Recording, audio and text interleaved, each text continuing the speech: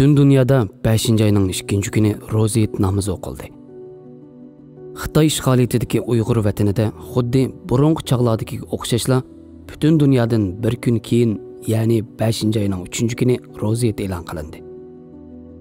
Birlashgan Davlatlar Tashkiloti kishilik huquq kengashi vakillari berish oldida turgan Amerikaning Roza Eidlik faoliyatida Uyg'urlar alohida tilga ilingan paytlarda Xitoy doiralarining Uyg'urlarni majbur yig'ib soxta Eid tantanasi qilishi kishilarning alohida diqqatini qo'zg'agan. Birlashgan Davlatlar Tashkiloti kishilik huquq kengashi vakillari Sharq Turkistonga ziyoratga borsa, natijasi qanday bo'ladi? Uyg'ur vaziyatida cho'ngroq o'zgarish bo'lamdi degan masala kishilarga yanada qarang'u. Xitoy doiralari 5. ayning 3. kuni Sharq Turkistonning Qashqar, Xotan qatorliq joylarida Roza Eidlik faoliyat tashkillagan bo'lib, dunyo jamoatchiligiga Uyg'ur vatanida sizlar aytgandek irqiy qirg'inchilik yo'q degan uchurni berishni maqsad qiladi.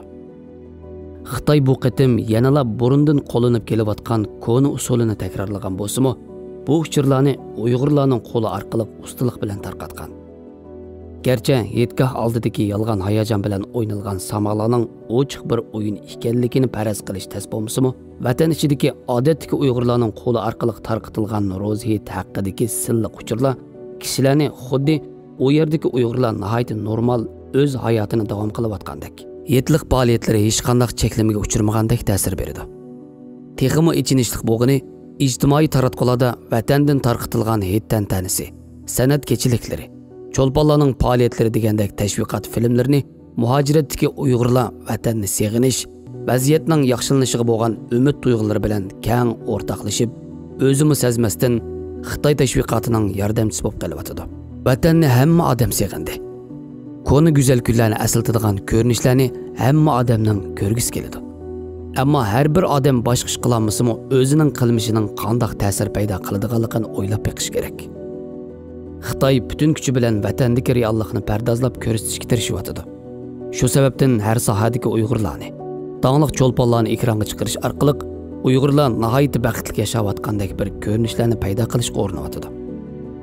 Xitoy atalmış Xinjiang yaxshi joy nomli silliq yig'inlar bilan har qaysi davlat hukumatlariga Uyg'ur vaziyatini pardozlab ko'rsatsa, yana bir tarafdan Uyg'urlarni ishga solib qilgan tashviqotlar orqali muhojiratdagi Uyg'urlarni va Uyg'urlarga ko'ngil bo'layotgan kishilarni qaymoqtirishni maqsad qiladi.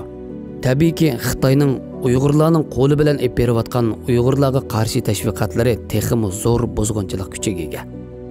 5. ayning 3. kuni Xitoy tajovuzchilari o'rlashtirgan atalmış "Men Xinjiangdan keldim" programmasida Amerikaning Kaliforniyada yashaydigan tonilgan naqshchi Erkin Abdulla Xitoy tilida Roza Eidni tabriklagan bo'lib, Xitoy Uyg'ur cho'lponlarini ishiltib bundaq tashviqotni qilsa, dunyo jamoatchiligini qaymoqtirg'ili bo'lib qolmasdan Uyg'urlarni bexutlashtirg'ili bo'ladiganligini va bilib etkili bo'ladiganligini yaxshi bilgan. Vatandan egallangan uchurlar qaraganda Xitoy doiralari Birlashgan Davlatlar Tashkiloti vakillar o'mikining kelish uchun xilidan beri tayyorlik qilayotgan bo'lib, Roza Eidlik soxta tabriklashlar shuning bir qismi ekan. Egilinishcha Xitoy doiralari Uyg'urlarni samo o'ynash va masjidga berish degandek ishlarda maxsus tarbiyalash epagan bo'lib, Eidgoh oldidagi samo va Eidlik yig'ilishga kishilar yo'qlama bilan majburiy ep berilgan. Eidlik ko'rinishlardan Eid namozi o'qilganlik haqida isbot bo'lmasa-mu, ammo kishilarni ba'zi masjidlarda namozga majburiy o'rlashtirganligi va bilmaganlarga namoz harakatlarini o'rgatganligi ma'lum. Aniqki, Birlashgan Davlatlar Tashkiloti vakillari ashundoq oldin tayyorlangan joylarga ep berildi va ularga kishilarning ibodat qilayotgan ko'rinishlar ko'rsatildi. Xitoy bunday o'yinlarni G'o'lji 5 fevral qirg'inchiligi, Urumchi 5 iyul qirg'inchiligidan keyin o'ynagan bo'lib, yanada ko'z bo'yab o'tib ketishni maqsad qilgan.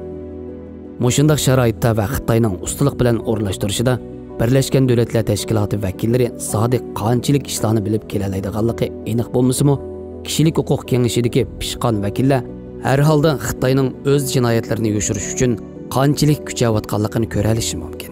Yoki bo'lmasa Xitoy hech qachon kutmagan holda xuddi o'lisi yozichi ziyoratga berib, Xitoyning abtiba shersini ichib bagandek ish bo'lishi mumkin. Chunki Xitoyning zehniyati erkin dunyoning zehniyatidan butunlay farqli bo'lg'achqa, ular normal ko'rsatishga tirishgan ba'zi ishlardan ziyoratchilar Xitoyning eng razil taraflarini ko'rib yetalishi mumkin. Kishilik huquq kengashi tayyorlagan Uyg'ur irqiy qirg'inchiligi haqidagi dokladni 2021-yil 9 oydan beri e'lon qilmay turib olish bilan ayblanayotgan Birleşken Devletler Teşkilatı'nın Kişilik Hukuk Ali Komissari Michel Bachelet Uyg'ur vatanini ziyorat qilish bilan o'z majburiyatini ado qilgan qiyofat ko'rinishi mumkin.